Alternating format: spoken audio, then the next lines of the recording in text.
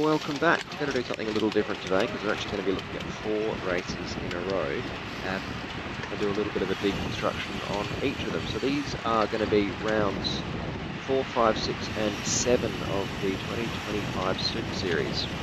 Right now we are looking at round 4, which is the old freeway kermesse, and this is the open Cat 1 men grade.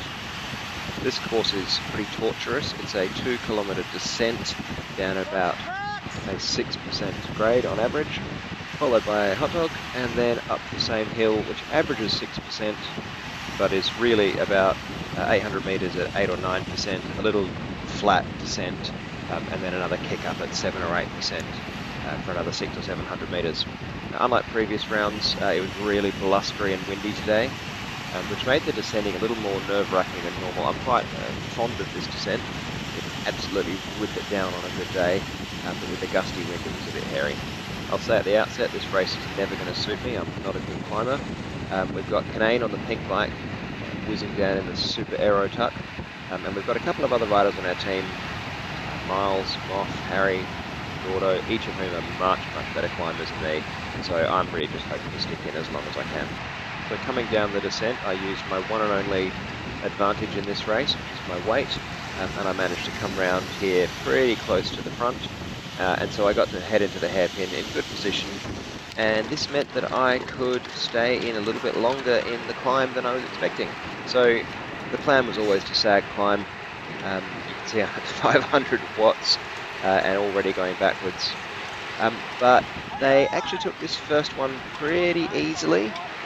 And although I started drifting back pretty quickly, by the time I got to this steep pinch here, I'd kind of set my rhythm, 430 odd watts, and I started making my way back up the pack. Now this is coming into one of the little flatter sections. There's a big pinch straight out. You can see the gradient's reading at 0. It's definitely not 0%, we're still going uphill. But then we do drop into this little descent before it kicks up again into one of the steepest parts of the course. Now, I'd kind of set myself a goal in this race, which is to stay with the group as long as possible, and preferably longer than I have in previous rounds. And so when someone comes past me and the pace comes out of it and starts pulling me closer to the front, I'm absolutely cheering.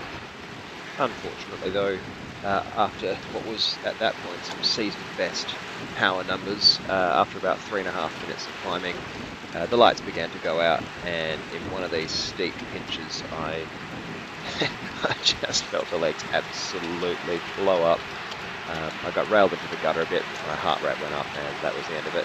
I dropped down to a couple of 100 watts for a bit, let the group go by. I think I sort of kicked back up again to see if I could stick with them over the top of this first climb. Once I got back up the threshold, I realised I wasn't going to be able to hold it. I was also looking forward to the crit the following day, and so decided that there wasn't really much point flogging myself around a course by myself, and pulled out the parachutes. A lap and a half later, I've caught my teammate who managed to stay in longer than me, get up to the finish line and pull the pin. And as far as the old freeway goes, that's all she wrote. But that is certainly not all the racing that weekend. The following day we backed up at Adelaide's East End and had a really fun little L-shaped circuit with a hot dog at each end. And right at the outset I say I love this course. It really suits me. It's got 2 hot dogs, really tight hairpins. You'll see us going around the first corner here. You got to sprint all out to get out of these corners, but once you do, if you're in the wheels, you can really cruise up to the next corner.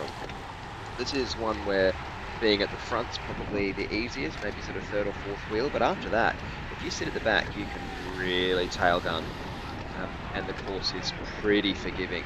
Coming around this left-hander here, yeah, I'm doing 400, 500 watts, but it's downhill, and once you're up to speed, you're cruising. And not only that, but once you come up to the next hairpin, the bunch is going to bunch up. You know you're going to be on the brakes, so if you just back off a bit here, I'm freewheeling already, as is everyone around me, and I'm still rolling up the back of the bunch. This course you always want to go around the outside, except maybe in the last lap. It's slower, it's wider, but you carry more speed through. Big sprint back up to speed. Once again we are dropping downhill into a little dip, and then it's uphill towards the right-hand turn. So once you get up to speed here, you can see people a few wheels ahead of me are already soft pedaling. So this really suits me. Sprint, recover, that's absolutely how I roll. I have won in Cat 2 on this course before. I've come second, I've come third. I've crashed. I actually crashed the race that I won.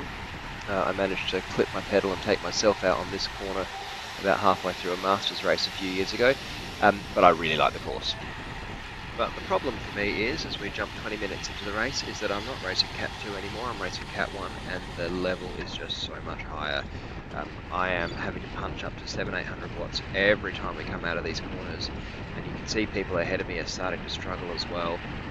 Heart rate's up at 180 beats a minute, and I'm not getting to get on the wheels and start recovering soon enough.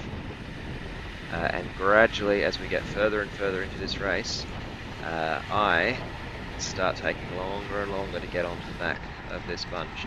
You can see I only just really made it onto the back of the bunch as we're coming into this corner. And honestly, things only really get worse from here. And so, only about 5 minutes later, we're coming into another one of the hot dogs, yet again. I think we're about 15, 16 laps into this at this point. There's gaps opening up behind me. I'm sitting at 830 watts, getting on Nick's wheel, and then the lights just go out, and I can't stay with it anymore. Bearing in mind I haven't seen the front of this race, the guys at the front are just about around the corner already, and I'm blown. I am completely and utterly blown. Now it's a little disappointing. I've only normalised 266 up to this point. Average power of 240. You can see how much I'm coasting though in every single corner. But even so, I just can't sustain it. I think I decided at this point that having had 10 seconds of recovery and rolled back onto the back of the bunch, I'd see how long I could just keep doing this. And coming down, just keep an eye out to the right. There's two guys off the front. This is only half a lap later. So I managed to roll back onto the back of the bunch again.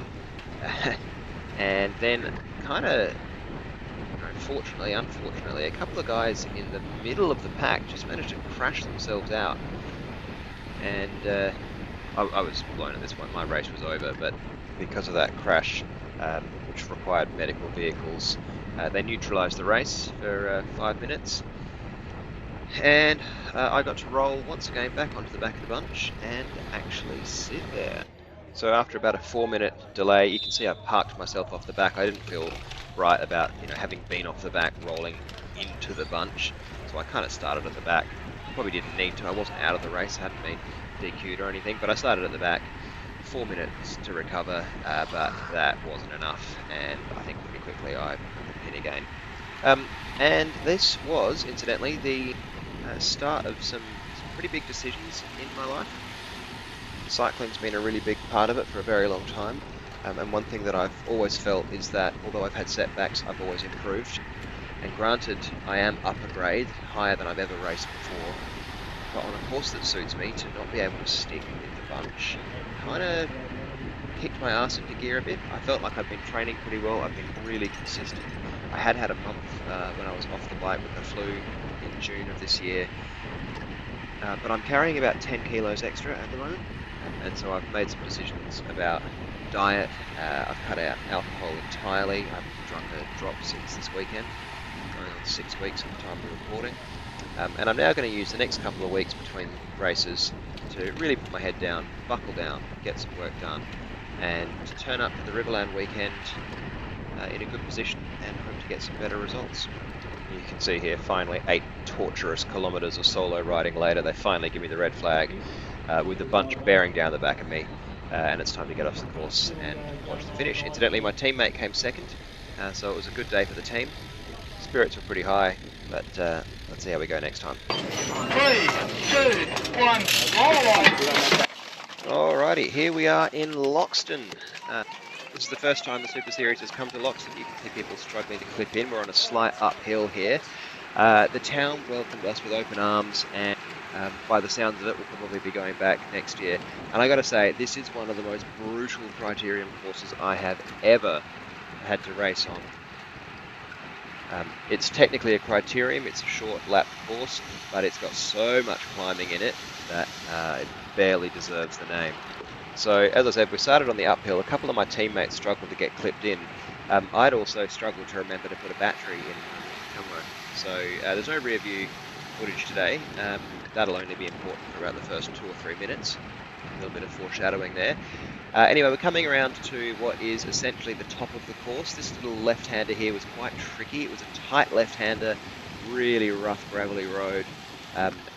But it did open up once you got past the corner and you could really light the afterburners. This bit was a false flat, and you can see even at 500 watts I've already shipped 20 meters to my teammates. But that's alright, we're coming into a really fun sweeping downhill section, and you can make up a lot of distance when you're not actually in the pack. So coming down here, starting the descent at 40, where it's reading -2, -4%, but it's a bit steeper than that. I reckon it drops down to about -8% in the steep bit just ahead. But at the bottom of this hill, and you can see people are a bit tentative already, there is a hard left-hander.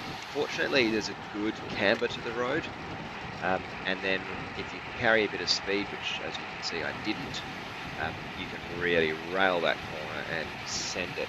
And then we get into the most important feature of the course, which is another sharp left-hand turn. Still going downhill. This one is absolutely off camber, it's gravelly, and then it kicks into this nasty pinch. It is a big ring climb. If you're in your small ring, you're probably already going out the back, but it's 7-8%. The dial's only saying 7%, but it's definitely steeper than that, and it just kicks up and drags all the way up to the start-finish line. I haven't dropped much below 600 watts so far, just about to cross the start-finish line. 1 lap down in 2 minutes and 30 seconds, and that heart rate's already 186 beats a minute after less than 3 minutes of racing. And having ridden this course a few times in practice, I had a funny feeling that I wasn't going to be able to sustain those punches. I don't mind a punchy course, but though that hill up to the start-finish line is just a bit more than I've got in the tank, especially with some of the guns out the front. You can see it's already split apart into smithereens. But then you get past the start-finish line and you're still climbing. This little drag here really hurt trying to get back up to speed, and if you didn't take the corners well, you're just on the gas the whole time. Moth on the orange bike ahead of me, he's riding out of his mind this year. He is so strong. He stuck with the freeway kermesse for another 3 or 4 laps longer than me, and even he's struggling to stay with the bunch on this. Miles, the young kid ahead of him, also in the mood kit, he's been a revelation. He's stuck with this bunch longer than I think anyone expected, least of all himself. And here we go once again into that amazing long sweeping descent. This is an opportunity to move up. If you're happy to sort of put your nose in the wind and put a few watts down, you can probably make up 5 or 6 wheels every time you go down the descent. You can see everyone's freewheeling. But I was so gassed at this point, it really didn't feel like an opportunity to move anywhere. We're hitting nearly 60k an hour going into this descent, and I think I'm already on the brakes at this point, just because I'm a bit nervous about how to take this corner in a bunch. And again, punching out of that corner, unfortunately I had to spend a match just about every time I came out of that corner because of how badly I took it. Some of the guys at the front were railing it at probably 15k an hour quicker than me. And then this corner was actually not too bad if you started really wide and got all your turning done before you got onto the camber. Not always possible, but it was a good opportunity to rail it well. Gordo had crashed earlier in the day and his derailleur was shipping. Miles is smashing up this hill, Hilly's going backwards, and I reckon it was about this point, we're 5 minutes into the race, when my lights just completely went out. And even though the bunch is just there, I get across the start-finish line and the parachute comes out, the lights go out in the eyes, and we're done. Now, in 5 minutes, I've normalised 350 watts, which is way above what I can usually do. My average is still only 260 for that. But I knew that at 188 beats a minute after only 5 minutes of racing, I was never going to be able to stick it. But I'm a stubborn bastard, and just like at the East End, I kept riding until they red flagged me. Once I'd had another 5 laps to do this climb at my own pace. I'm only climbing this at about 200 watts less than what I was in the bunch, but that was enough to make the difference to make it semi-sustainable. I think these guys were have lapped me in 7 laps of this course, and quite appropriately I get the red flag and hang my head with a 3rd DNF in a row. That's okay, we've got a flat road race tomorrow. I jam. So here we are, we're 1 lap into the Loxton road race. This is pretty well pancake flat. There's a few little rises, if you like, here and there, but it's undulations more than climbs. But the big feature of this race was the wind. We are doing 30k an hour, and let me tell you, the guys in the front are smashing it. I'm doing 200 watts in the wheels. Whenever I stick my nose out into the wind, I'm doing a lot more. But yeah, the biggest feature of this race was making sure that you were hidden as much as possible. Now, we actually had some guys who are really suited to this kind of race. Alistair in my wheels, the red pink socks, he's a diesel. Moth and Harry are just tenacious and will do well in this kind of blustery conditions. Some of our other riders, Gordo, Miles, Alex, they're a bit lighter, so they get blown around a bit more. Alex did really well today. But so far, we're all still together, nothing off the front, and I'm just hanging in there as long as I can. So we've come around to this section of the course, and we have a raging tailwind. I'd say that the wind would be 40k an hour minimum at this point. I'm doing 50 k's an hour, and I'm doing 120 watts. This was really nice, the couple of laps when they took it nice and easy. Once you got up to speed, getting up to speed was really interesting, because it felt like the only thing I was fighting against was my own mass and spinning that up to 50, 60k an hour. There was no wind resistance at all, and it was just me fighting myself. But inevitably, when there's a strong tailwind on a square-ish course, you're going to go around a corner, and now you're going to have crosswinds. As you can see, we are right across to the right-hand side of the road, and we are getting blown into that right-hand gutter. This was really tricky because the road wasn't constantly straight. The edge wasn't straight, and there was a few places where I really felt like if you stayed following a wheel in that gutter, you risk losing your front wheel to the gravel. I'm sitting on the left of the peloton here. I'm in the wind a bit more than the guys on the right, but I just felt safer. I felt more like I could see where I was going and I could respond to movements in the bunch. The pace on this second lap really wasn't all that high compared to the first one. The first lap, when I was in the gutter, I was on the rivet the whole way through. But this second lap, you can see I'm sitting pretty comfortable. 200 watts or thereabouts. Heart rate's down at 170. And at this point, I'm feeling pretty good. I've survived a lap and a half. The first lap was the hardest. And who knows, maybe I'm going to be able to stick in this long enough to actually do something for the team for once. So, lap and a half later, we're just coming out of that cross headwind section. The wind's currently coming ahead and from the right, and we're turning into this raging tailwind. Last lap was really good. I was at the back of the bunch the whole way, and it felt really cruisy, other than that initial sprint to get up to speed. But this time, as it turns out, I didn't hear this, but the boys at the front, the guest pick boys, Liam told his teammates to send it, and all of a sudden it was on. No more of this sort of cruisy 150 watts and 60k an hour. Now they're sending it, and the speed just keeps on going up and up and up. We come out of the sheltered bits where the trees are blocking the wind a little bit. Now we're up to 62 kilometers an hour. I've managed to get a few good wheels, and we are ripping along. This was me in my biggest gear. Having a great time, honestly, at this point. Heart rate's getting up there, 186 beats a minute. And I'm sitting in the wheel on this black chrome rider. But then a gap opens up ahead, and I pull a turn, which was probably unwise. 500 watts trying to close this down. You can see I'm out of the wheels now. The speed's coming down. I'm only at 50, even though I'm still in this tailwind. And you can just hear me go, nah. And I can't bridge that. And that little effort, unfortunately, just blew the doors off. And even though they're right there, I just can't make it. Alistair reckons I closed the corner off for him, but I was seeing spots. I think I yelled out there, "That's me, I'm done." A few people did manage to make it up to at least one of the chasing groups. Alistair managed to make it up to Canane, did a bit of work with him. I think Canane ended up coming sort of in the top 15 or so. I was pretty stubbornly determined at this point that I was not going to pull myself in the race, and I wanted to wait for them to red flag me. So I had about 25 kilometres of the most torturous, windy racing of my life, all solo, give or take a few pulls here and there. I was fighting hard to keep it above zone 2 and barely managing it. And honestly, feeling a bit dispirited at this point. I had trained for this series the whole year, and this will now be the 4th race in a row that I was not going to get any result for. And I mean, I know I'm not exactly where I was the year before, definitely not a few years before that, but it's hard to see all that work end in absolutely nothing. The team vibes were fantastic this year. Gotta hand it to Hilly. He's done a really good job putting the team together. But yeah, this was a pretty hard one to swallow. Like I say, I wasn't going to pull myself. I thought they were going to red flag me here. Alright, here we go again. They won't fucking red flag me.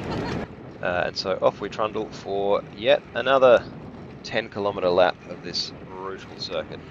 Now, my camera battery died before I got round to the finish again. They wouldn't red flag me on the next lap either, and I had had enough. I was hurting, back was sore, running out of fuel, and I really couldn't see much point to continuing. So at the end of lap 6, I pulled the pin, and that was the end of a weekend in Loxton. So there you go, 4 races in a row, no result in any of them. Not only that, I didn't finish any of them. And really not loving being in a grade where I am not only a non-entity, but I can't do anything. I got dropped 5 minutes into the crit yesterday. I made 3.5 laps of an 8-lap race today. So yeah, at the end of 7 rounds of racing, I'm not really in a good way. Anyway, we'll see what happens in the next few races. Talk soon. Bye for now.